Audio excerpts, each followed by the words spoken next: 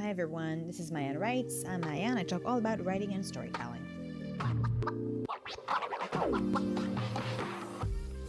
Today we talk about Glow and character arcs. So Glow is one of my favorite shows. It talks about women's wrestling show in Hollywood in the 80s. It's made by women. It has great writing, great acting. It's funny, it's dramatic, it has super complex characters, and especially my all-time favorite character from 2020, who is yet to be overthrown, Debbie Egan, played by Betty Gilpin. This is a character masterclass, so the arcs are very, very engaging.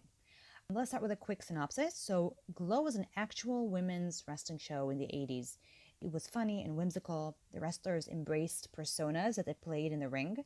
They did sketches and short features, etc. And the 2017 Glow is about that wrestling show and the lives of the actresses and makers in it. In the center of the show, there's Ruth, a struggling actress, and her best friend, Debbie, a soap opera veteran that just had a baby. The show talks a lot about identity. The women come from different backgrounds and communities, and when they get in the ring, they take on this new persona, kind of like an alter ego in spandex. Some of the wrestlers identify with those personas, some hate those personas, some of those personas project something on a specific wrestler, some of them bring out something surprising in another wrestler. So this allows them to really reflect on each other and themselves. Finding yourself or coming to terms with yourself is also a big theme in the show. And I think alter egos and costumes are a great story tool to examine character arcs because they're just so very linked to that theme of identity. Think of like Freaky Friday or The Mask, right? Everything that has to do with switching bodies or pretending to be someone else immediately connects to identity, and that's a great way to explore character arcs. If we go back to the actual plot, we experience most of the story through Ruth's eyes. When we first are introduced to Ruth, we feel sorry for her. She's broke, she can't get any acting jobs, and she's pretty pathetic. But then she sleeps with Debbie's husband, though they're very good friends. And Debbie finds out, she calls out Ruth on it in the ring and actually wrestles her in front of the other women in the Glow cast. And then, from a pathetic victim, Ruth becomes a villain and a homewrecker. They actually call her that. Sam, the director of the show, even wants her to be the villain in the ring, meaning in the Glow show. Now, understandably, Ruth doesn't want to be the villain, right? She doesn't see herself as one, but Sam does, and all the other women does because they know what she did to Debbie.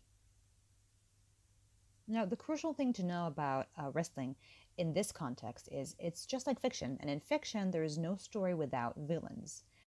Wrestling shows notoriously have good guys and bad guys.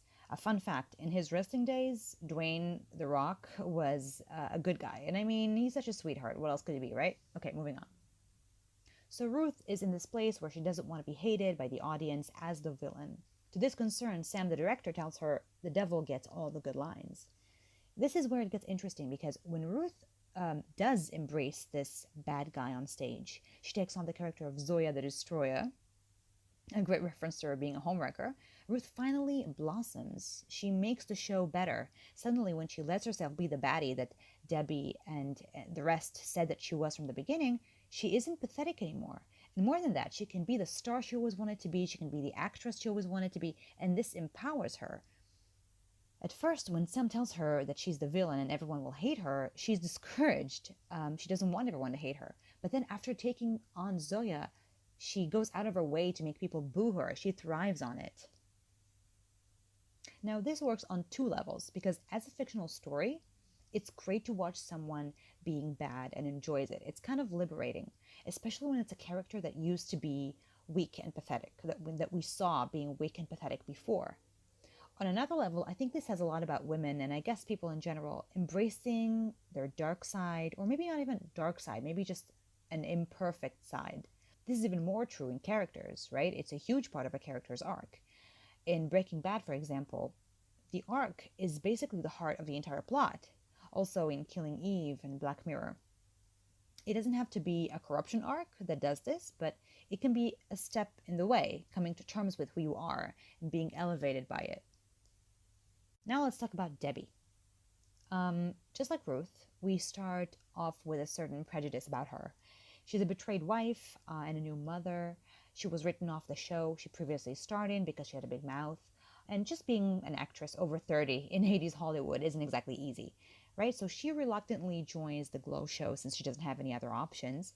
And then she starts showing a different face, a manipulative, diva, opportunist face.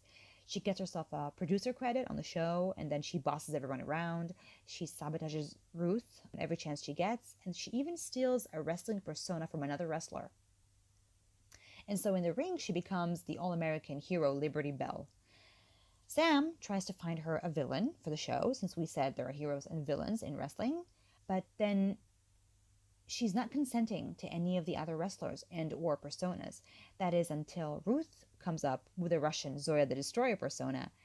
Now, why is this so great? And no, not only because of the lovely Cold War reference, but because Debbie hates Ruth for sleeping with her husband. So making them face each other in the ring is a great source of conflict. This is also very believable because Debbie and Ruth are the only trained actresses in the cast, so it makes sense that they go on together. And you know how much believability is important to me. If you're writing something that is cool just to be cool but makes no storytelling sense, think again. A quick sidebar on emotional manipulation. So this is something you can see done a lot, for example, in Black Mirror. They make you feel a certain way about a character by putting them first in the first scenes, and only then they show you who they really are, so you feel bad about feeling that certain way about them. If you saw USS Callister, it's episode 1 in season 4, and I'm going to spoil it in 3, 2, 1. So in the episode, you start off feeling mass empathy for this unpopular guy who seems like it's going to be the main character and the hero. Then he turns out to be the villain that the actual main character needs to defeat. And I don't know about you, but I was still a little bit on his side by the end, even though he was really messed up. He was really evil. And I'm sure that was Charlie Brooks' intention, by the way. My writing teacher called it imprinting. That is, when we start off with a character, we're going to be on her side. Like the character is our mummy duck, and we'll just follow her wherever she goes. That's only natural, so there's a small window that you have to switch the main character if you don't start with her.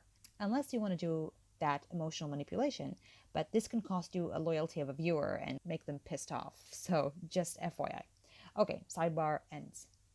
What we saw with Ruth and Debbie, these characters are able to transform when they get in the ring. That's why this environment of wrestling is so good. If you've seen BoJack Horseman, in season 5, there's also a show within a show, and that makes BoJack lose his grip on reality. He confuses the real and the fiction. That's a big part of his conflict for that season and the overall arc. What I mean by this is that the setting is a huge part of the character arc in Glow, and that's something I never considered before. Ruth comes to her own skin using Zoya, and Debbie showing her real face on and off the stage, but then she reveals like a million other layers. Debbie, I think, is the most amazing character I have ever seen, or probably one of the top ones, because I'm really obsessed with Betty Gilpin right now. Really, I've literally seen movies that I should never have watched just because she's in it. Like, Isn't It Romantic or The Hunt? So Betty, if you're listening, it was all for you. So what is my point here? So showing a character's side and then later on showing another side is something that happens a lot in Glow, and it can really set the stage for an amazing character arc. Why? A, because the more a character is layered and realistic, then the more meaningful and authentic the arc is. And B, if you're showing a character's complexity, the arc itself is much clearer and more satisfying because you already understand the journey that the character goes through. What Glow does is basically just peeling off layers of the character, starting off with the external layers that are like defense mechanisms and jokes, and then peel off other layers like wounds and scars and secrets and shame. And by the 3rd season, you feel like you know these people. Like there's so much more than what you thought they were back in season 1. And that's how real people are. You know, they show you who they are slowly and gradually. So that's definitely something to think about when you're writing characters. But in addition, it's just a great method of fleshing out characters. It's actually a thematic tool since we talk about identity and being true to yourself. And so showing the audience who the character really is, or that a character can be many different things and sometimes opposing things, is really the whole point of that story. Okay, let's move on and let's talk about some other characters because everyone here has an arc, which is something that I just love about Glow. For example, Sheila. So she starts as in this emo, troubled girl who wears a wacky wig and a fur to bed, and she identifies herself as a wolf. So that's her persona on stage, but she actually identifies as one off stage as well. And by season 3, she comes into her own skin as a young but quirky actress in the most amazing episode in the desert, where she realizes that the wig and fur are holding her back from becoming everything that she wants to become. Melrose is another example. She's the party girl with the jokes, no values, but then when the subject of her Holocaust survivor family comes up, you can start seeing the crack in that shield. And cracking that image enables the other girls to take off their armors as well. And these are things that happened way, way out there in season 3, meaning characters reveal who they are 3 seasons in. And that's pretty amazing. And I've never seen it done before, I think, anywhere else. Like giving you so much of a character's journey, of a side character no less, and so late in the show. And it doesn't feel fake, or out of place. It feels totally fair because we've been through so much with them, and we get to see who they are now. It makes sense, and it makes storytelling sense. Amen.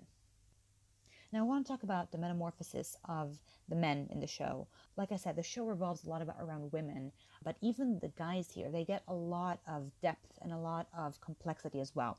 So if we look at Sam, like we said, he's the director, right? And he's the most proud, egomaniac, control freak, right? He doesn't take the girls seriously, and his personal life sucks. So his plotline crosses Justine's plotline, who is one of the wrestlers. She's actually a high schooler who infiltrated the Glow cast just so she can get close to her biological father, who is Sam. And he doesn't know that she even existed. See, so layers are dropped constantly. So Sam has to learn how to be a father to a teenage girl and, think about someone else other than himself, put someone else first. And he gets some empathy, to the other Glow girls. He listens to others. He's getting more sensitive and genuine. Then he ends up being Ruth's love's interest that we all root for. That's crazy because he started off as such an asshole. So, that's a pretty big, a long way to go. So basically every character on Glow is not what they seem. And it works so well with the entire metaphor of putting on a costume in the ring and putting on a show. And it says so much about who people really are and what frontier they show on the outside. It's so authentic and realistic. And so that's where I think the real power of the show is. And, that and of course makeup and leotards, obviously. So what do we have here today? Glow talks about identity, and this thread goes through the entire story, the arcs, the setting, the metaphor of wrestling, and good guys versus bad guys and everything meshing together. And it shows that no one is just one thing. And it really shows how to write people who are like that, real people and real characters. I think that really makes all the difference eventually. I hope you enjoyed this episode. You can reach out to me on Instagram if you want to stay in touch. You can visit my website, myannwrites.com, for more information, and subscribe to my newsletter for more writing tips that I don't share anywhere else. In the meantime, happy writing!